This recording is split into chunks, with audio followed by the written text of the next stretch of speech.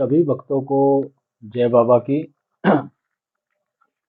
एक बार फिर मैं आप सभी भक्तों के समक्ष उपस्थित हुआ हूँ भक्ति सागर पंचद्वार बराड़ा धाम चैनल के माध्यम से। देखो, हमने शिव कथा इससे पहले भी आपको सुनाई थी, लेकिन शिव कथा में आपको इससे पहले हमने अर्धनारेश्वर शिव के बारे में बताया कि अर्धनारेश्वर शिव कब और कैसे कहलाए, शिव और शक्ति का मिलन कैसे हुआ और शिव और शक्ति एक कब हो पाए, और जब एक हुए तब ही वो अर्धनारेश्वर शिव कहलाए। और हमने ये भी आपको बताया था कि शिवलिंग की स्थापना कब हुई इस पृथ्वी पर और कैसे हुई और क्या महत्व है शिवलिंग का, शिवलिंग क्यों कहा जाता है। ये सारी कथा आपको सुनाएंगे, जो सत्य है उसी के आधार पर आपको दिखाएंगे। अन्यथा अनेकों कथावाचक, अनेकों प्रवचन करने वाले, अनेकों शिव भक्त अपने अलग अलग व्याख्यान किए हैं। उन्होंने ग्रंथों से, पुराणों से उठाकर आपको बताया है, आपको सिखाया है, आपको समझाया है। लेकिन एक सत्य के आधार पर जो सत्य है आज वो मैं आप लोगों को दिखाना चाहता हूं। वो इसलिए दिखाना चाहता हूं कि मैं कहता हूं आप लोगों को कि शिवलिंग का पूजा करना अनिवार्य है, तो क्यों है, इसी को कहते हैं हम कि शिवलिंग का क्या महत्व है। महत्व तब ही समझ में आता है जब हम अपने जीवन में उस महत्व को उपयोग में लाते हैं। सभी लोग अक्सर यही जानते हैं और कहते भी हैं कि सृष्टि के आधार शिव हैं। लेकिन आधार तो कहते हैं, लेकिन कभी भी कोई ये नहीं समझाता कि हमारे जीवन में शिवलिंग का क्या महत्व है। जब आधार शिव हैं, जब शिव के प्रतीक शिवलिंग है, तो हमारे जीवन में कोई ना कोई महत्व भी है शिवलिंग का, जिसके बिना कभी भी हमारा जीवन सफल नहीं हो सकता। इतना आप याद रखना, चाहे आप किसी भी देवी देवता के भक्त बन जाओ, सच्चे भक्त बन जाओ, एक तपस्वी साधक ही क्यों ना बन जाओ, अगर आप अपने परिवार में रहते हो तो आपको शिव को स्वीकार करना ही करना होगा। अगर आपने शिव को स्वीकार नहीं किया तो आपका जीवन कभी भी सफल नहीं होगा। और वो क्यों नहीं होगा, यही मैं समझाना चाहता हूं। तो हम शुरू करते हैं शिव कथा, और इस शिव कथा की दूसरी कड़ी है ये, दूसरा पार्ट है ये कि शिवलिंग स्वरूप में इस पृथ्वी पर कब स्थापित हुए। हमने पिछली कथा में आपको सुनाया था, जब पार्वती जी ने अपने पंच तत्वों से निर्मित शरीर का त्याग किया तो वो 51 शक्तिपीठों के स्वरूप में इसी पृथ्वी पर रह गईं और सिर्फ शक्ति स्वरूप में शिव के अंदर जाकर समा गईं। और जब शिव के अंदर जाकर समा गईं तब वो अर्धनारेश्वर शिव कहलाए। तब असली मिलन हुआ शिव और शक्ति का। जब शक्ति इस पृथ्वी पर जन्म ली पार्वती के स्वरूप में, तो पृथ्वी के नियमों के अनुसार, सृष्टि के नियमों के अनुसार ये सारे अंग यही रहेंगे, और जहां जहां अंग गिरे वहां वहां शक्तिपीठ तैयार हो गए। उसी प्रकार ही जब शिव को ये ज्ञात हुआ कि मेरी अर्धांगिनी आज मेरे अंदर समाहित हो चुकी है, जो मेरा आधा अंग थी, जो मुझसे जुदा थी, जो मुझसे दूर थी, जब उसने प्रकृति को इतना बड़ा सहयोग दिया है, इस प्रकृति को, इस सृष्टि को गतिशील होने में, कि अपनी शक्तियां जगह जगह स्थापित करके मुझ पर समा गई। मेरी अर्धांगिनी जब मेरे अंदर समाहित हुई तो मैं पूर्ण हुआ। तो मुझे भी इस पृथ्वी को कुछ देकर ही जाना चाहिए। इसके बाद ही शंकर महादेव ने जो अपना स्वरूप था उनका, उस स्वरूप का जब त्याग हुआ, क्योंकि माता पार्वती की तरह ही शिव ने अपना अलग प्रतिरूप, अलग स्वरूप तैयार किया था। वो तो साधक थे, वो तो शक्ति के ध्यान में हमेशा लीन रहते थे, तो शक्ति की इच्छा अनुसार उनकी शक्तियों के माध्यम से उनको जन्म लेने की आवश्यकता नहीं पड़ी, और वो स्वयं ही अपना एक प्रतिरूप, अपना एक स्वरूप जो पंच तत्वों से निर्मित था, इस पृथ्वी पर आगमन करने के बाद अपना स्वरूप तैयार किया, जो कि एक मनमोहक स्वरूप है, लेकिन शिव के लक्षण उसमें भी हैं, उस स्वरूप में भी। तो इसी प्रकार ही शिव ने जब तांडव किया, तो तांडव के माध्यम से शंकर महादेव, जिनको हम देवों के देव महादेव कहते हैं, जो इस सृष्टि में सबसे श्रेष्ठ देव हैं, इस शरीर का जब उनका त्याग हुआ, तो उसके बाद फिर उनको याद आया कि मेरी अर्धांगिनी 51 शक्तिपीठों के रूप में इस पृथ्वी पर विद्यमान है, और इस सृष्टि के नियमों के अनुसार जो उनकी भक्ति करेगा, जो उनकी अर्चना करेगा, उसको वो शक्ति देगी। उन शक्तियों को मुझे वापस लेना होगा, और ये वापस लेने की प्रक्रिया तब ही संभव होगी जब मुझे भी इस पृथ्वी पर शक्ति स्वरूप में स्थापित होना पड़ेगा। इसलिए उस शिव ने अपना ही प्रतिरूप, अपना ही स्वरूप, जो इस पृथ्वी पर विकास के स्वरूप में जाना जाता है, एक सृष्टि को गति देने के स्वरूप में जाना जाता है, पूर्ण शिव परिवार कहते हैं। तो कहने का तात्पर्य मेरा यह है कि जब शिव पृथ्वी पर आए, तो सृष्टि के नियमों को ध्यान में रखते हुए, उन्हीं के बनाए हुए नियम, और वो स्वयं पालन कर रहे हैं। उन्होंने आज तक कभी एक भी नियमों का खंडन नहीं किया।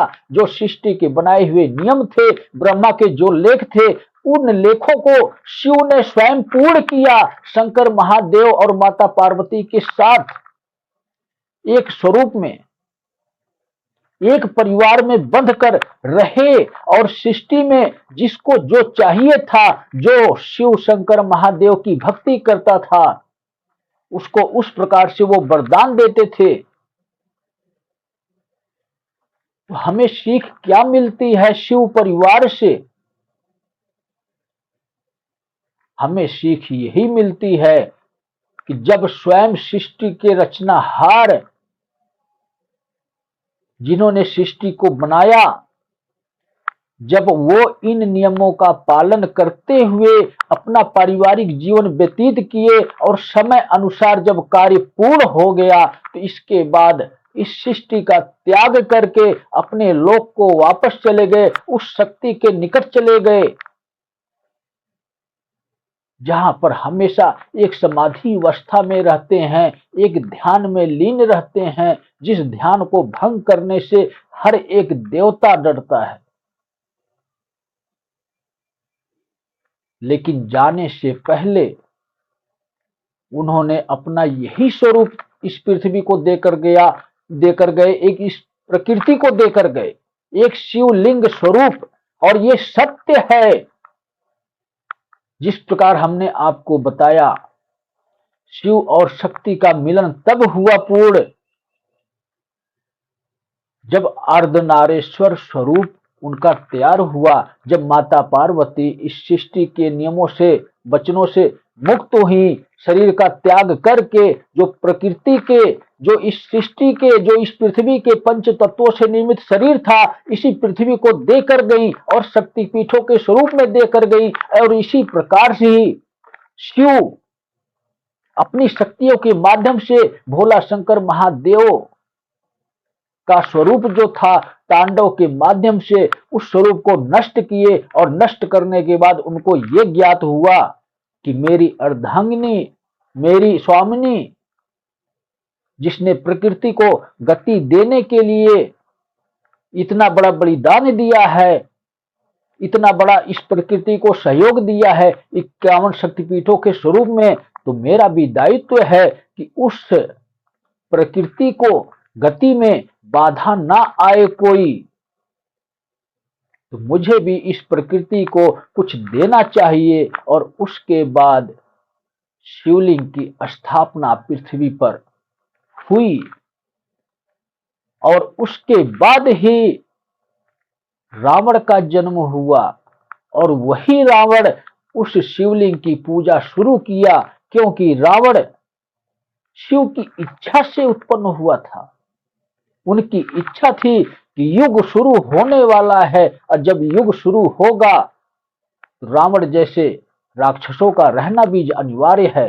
और इससे पहले भी अनेकों घटित हुए थे, लेकिन कहते हैं ना, जब हम कोई भी आविष्कार करते हैं तो पहले हम ट्राई करते हैं अनेकों तरीके से कि हमारा ये बनाया हुआ आविष्कार सक्सेसफुल है या नहीं है। उसी प्रकार शिव भी अनेकों तरह से प्रकृति को गति में कोई बाधा तो नहीं आ रही है, कोई अड़चन तो नहीं आ रही है, इस प्रकार से उन्होंने 3-4 युग और छोटे छोटे तैयार किए थे। वो युग जाने के बाद फिर इसके बाद सबसे पहला युग आया सतयुग, जहां से सृष्टि को पूर्णतः गति मिल चुकी थी। तो सबसे पहला पुजारी रावण ही है, शिव का सबसे पहला भक्त रावण ही है, और शिव की भक्ति का श्रेय रावण को ही जाता है। वही रावण था जो कि शिव को प्रसन्न करके कैलाश पर्वत से शिवलिंग स्वरूप में शिव को स्वयं अपने लंका में लेकर आया था। लेकिन ये कहानी तो बहुत लंबी जाने वाली है, और हम इस कहानी को यहीं पर रोकना चाहते हैं। हम आपको ये समझाना चाहते हैं कि शिवलिंग का महत्व हमारे जीवन में क्या है। शिवलिंग वो प्रतीक है शिव का और शक्ति का, उनके मिलन का, सृष्टि को गति देने का।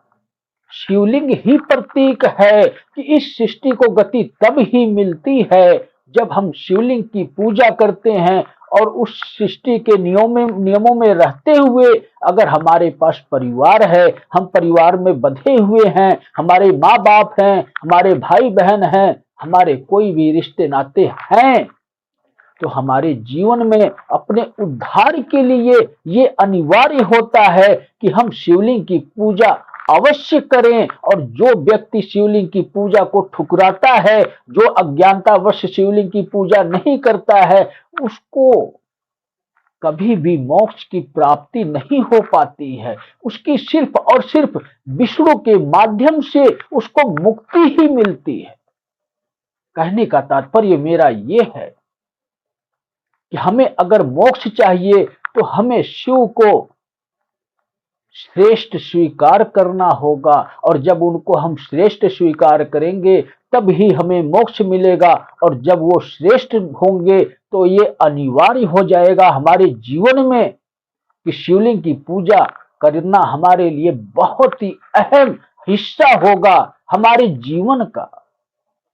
क्योंकि जिस प्रकार वापस गए तो उसी प्रकार ही हमारा भी जन्म हुआ है, हमारी भी कुछ जिम्मेदारियां हैं। अगर हमारे माँ बाप हैं, हम अपने परिवार में रहते हैं, तो हमें भी उन्हीं नियमों से बंध कर रहना होगा। और अगर हम इस प्रकार से नहीं रहते हैं तो हम दोषी होते हैं।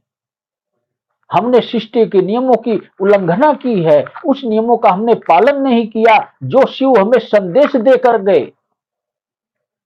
उन्होंने हमें यही संदेश दिया कि अपने परिवार में रहते हुए स्वयं भक्ति करो, और भक्ति की शक्ति से आत्मशक्ति को जागृत करो, तब ही आपका जीवन सफल होगा।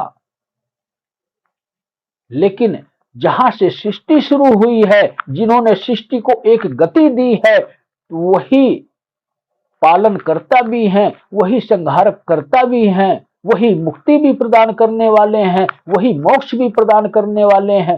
ये उनकी इच्छा है कि किसके माध्यम से क्या देंगे हमें, क्योंकि हम और आप भी एक शिव और शक्ति का ही एक छोटा रुद्र अवतार होते हैं। हर एक व्यक्ति, हर एक पुरुष, हर एक नर, हर एक मादा उसी शक्ति और शिव का ही स्वरूप है, उसी का अंश स्वरूप है। इतना आप संकेतों को समझने की कोशिश करो। यही महत्व होता है हमारे जीवन में शिवलिंग का। लेकिन आज के समय में लोगों की उल्टी सोच चलती है। लोग तो ये कहते हैं कि शिवलिंग का मतलब शिव का लिंग और माता पार्वती की योनि। ये सोच गलत होती है। यही अंग हमारे माता और पिता के भी होते हैं। क्या हम भी वही बात, उसी अशब्द का उपयोग कर सकते हैं? क्या हमें अधिकार है जो हमसे श्रेष्ठ है उसका अनादर नहीं किया करना चाहिए? उन्होंने तो अपना स्वरूप दिया है, एक शिव परिवार का स्वरूप। ये सत्य है कि शिव और शक्ति ही मेन है, लेकिन उसके साथ उनका परिवार भी है। तो हमें मान सम्मान के साथ शिव को स्वीकारना चाहिए। हमें कभी इससे दूर नहीं भागना चाहिए। हमें कभी ये नहीं सोचना चाहिए कि ये अंग है। हमें ये देखना चाहिए उस शिवलिंग में ये संपूर्ण शिव परिवार है, और जिसको शिवलिंग की पूजा करने का अधिकार मिलता है, जिसको ये सौभाग्य मिलता है, तो वो जगत जननी माँ को भी शिव के साथ पूज रहा है, और उसके साथ उसके बनाए हुए नियमों को, जो शिव के बनाए हुए नियम हैं, वो कौन है? उसी शिवलिंग में विद्यमान है। वो कार्तिकेय और गणेश हैं, और उनके साथ अन्य सदस्य हैं। तो शिवलिंग में अनेकों देवी देवता वास करते हैं, क्योंकि शिव और शक्ति के अभिन्न अंग हैं। जहां पर शिव और शक्ति होगी वहां पर अनेकों देवी देवता वास करेंगे, और शिव और शक्ति वहीं पर हो सकती है जहां पर शिवलिंग होगा।